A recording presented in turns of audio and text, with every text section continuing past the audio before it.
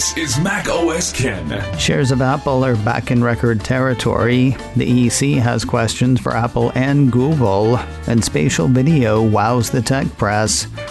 It is Friday, the 15th of December, 2023. I'm Ken Ray, and this is news from macOS Ken, brought to you by yours truly and supported by people like you, patrons through Patreon.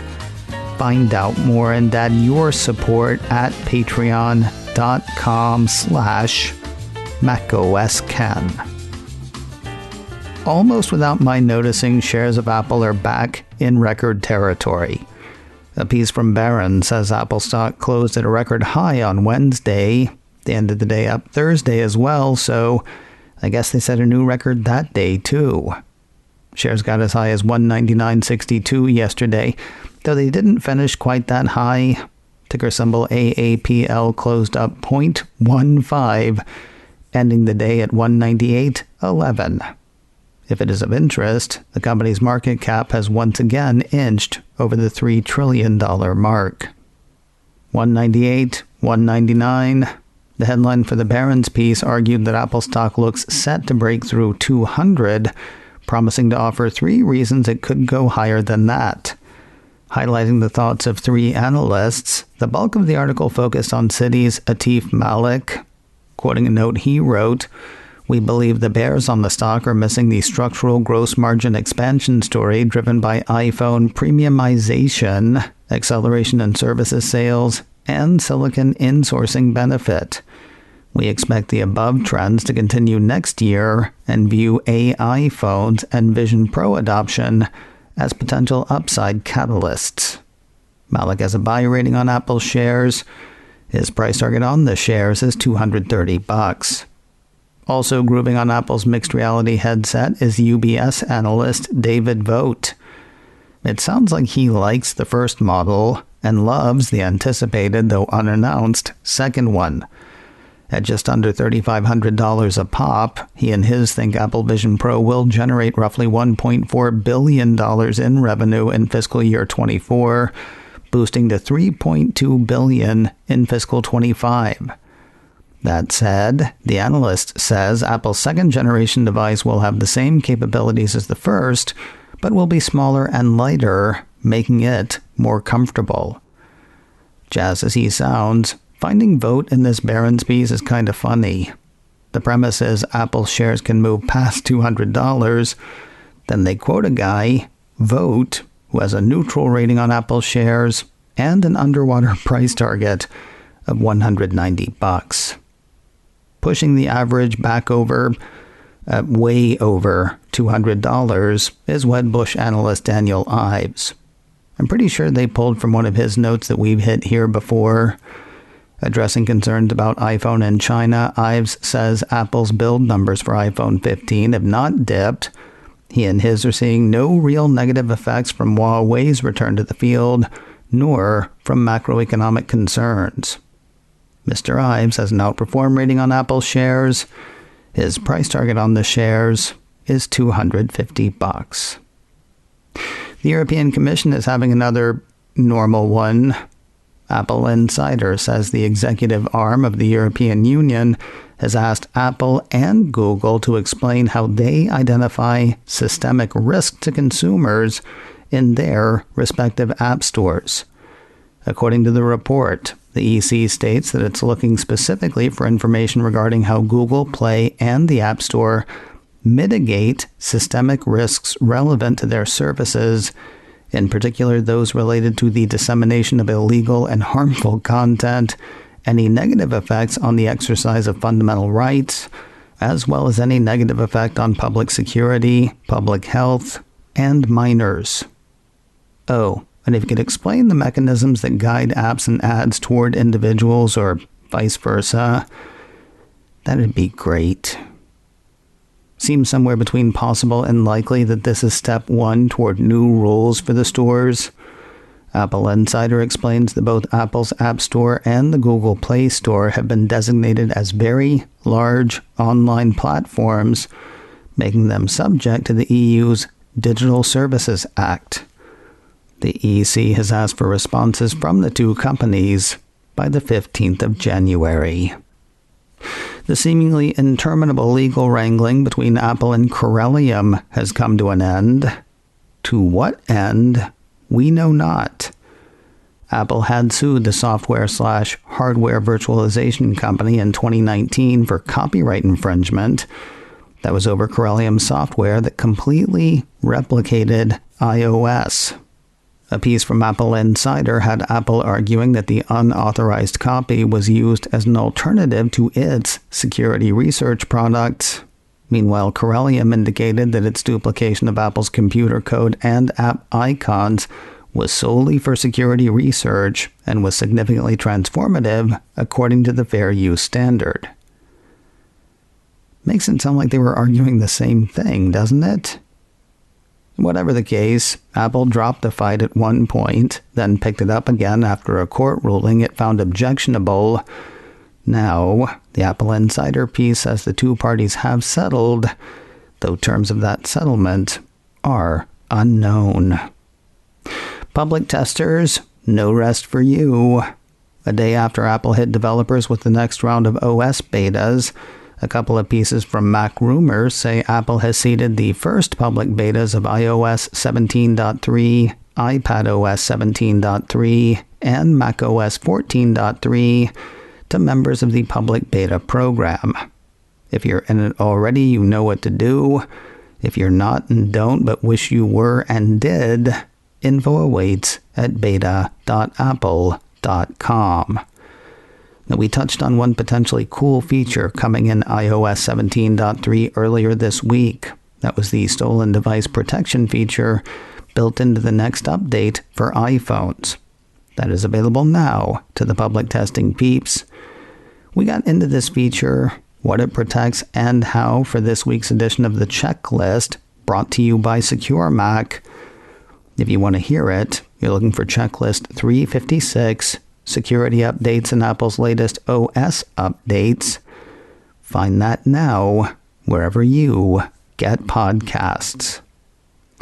As big a week as it already was for updates, Apple rolled out another on Thursday. A piece from Mac Rumors says the company released iTunes for Windows 12.13.1. Nothing new, strictly security focused. According to Apple's release notes, according to Mac Rumors, there are no notable new features, but the new version of iTunes should be installed as soon as possible because of the security improvements. Apple's next big thing has blown away some media types. With this week's release of iOS 17.2, iPhone 15 Pro and iPhone 15 Pro Max can now capture spatial video. That's the 3D video format that'll be playable on or through Apple Vision Pro. To get or keep people talking about it, a piece from Mac Rumors says the Cupertino company invited tech press people to record spatial videos of their own, then view them on a Vision Pro headset. And they were blown away. Figuratively. According to the piece, CNET's Scott Stein found that videos of his family members were the most compelling, and a recording of his mother in particular seemed to make eye contact and made him feel like he was almost there. The 30 frames per second cap was notable in videos with lots of action, but not as much in less active videos. Tech Radar's Lance Ulanov said the videos felt more real, according to Mac Rumors, and resulted in heightened emotions. He said the level of emotion that can be experienced from family videos in 3D can be quite intense. And Inverse's Raymond Wong said that spatial videos feel alive because of the way the border becomes glowy and dreamlike when looked at, giving the content the characteristics of a memory. In a spatial video of his mom, he says, he was transported back to the moment, and it was surreal to see his mom talking, laughing, and eating in spatial video. Like Minority Report, but with goggles. Behold the phenomenal cosmic power that is Seth Rogen's.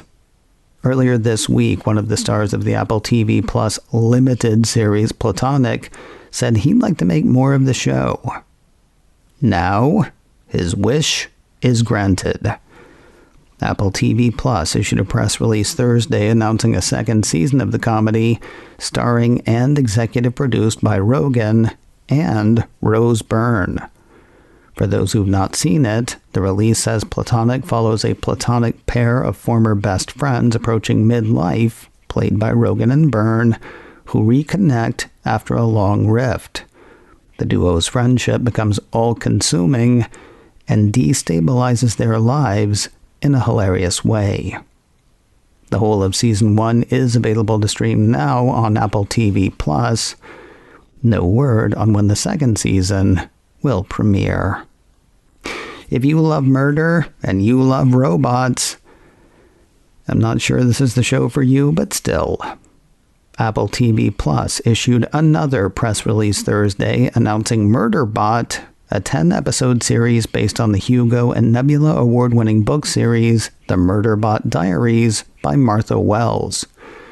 Describing the show, Apple says Murderbot is an action-packed sci-fi series based on the award-winning books by Wells about a self-hacking security android who is horrified by human emotion, yet drawn to its vulnerable clients. Murderbot must hide its free will and complete a dangerous assignment when all it really wants is to be left alone to watch futuristic soap operas and figure out its place in the universe. The brother writer-director team Chris and Paul Weitz are the creatives behind this one, with author Wells serving as consulting producer. Alexander Skarsgård will take the lead role. No word on when Murderbot will make the scene. And finally today, an anticipated historical true crime drama has a premiere date. Going for the hat trick, Apple TV Plus issued yet another press release Thursday, offering stills, cast info, and a start date for Manhunt, the 12-day chase for Lincoln's killer.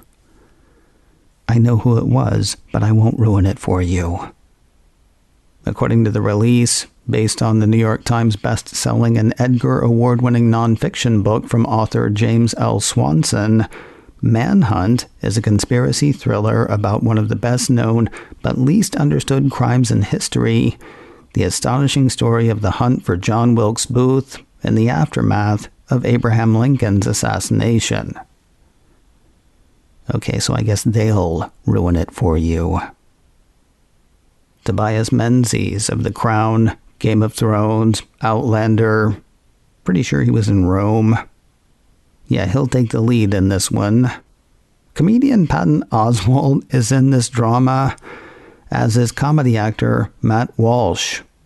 So is Glenn Morshower. You might not know his name, but I'm sure you know his face. Also, seriously, if you ever get a chance to see Glenn Morshower do karaoke, do it.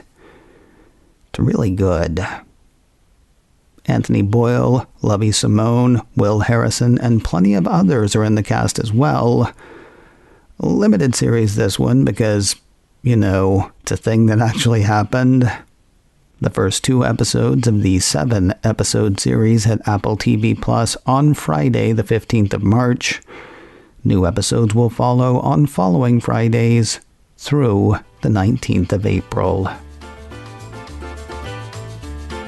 macOS Can, brought to you by me and supported by people like you, patrons through Patreon. Find out more and add your support at patreon.com/macOScan. Advertising handled by Backbeat Media. Online at backbeatmedia.com. You can reach me a couple of ways. info@macoscan.com or call 716-780-4080. Until next time, that is news from macOS Ken. I'm Ken Ray.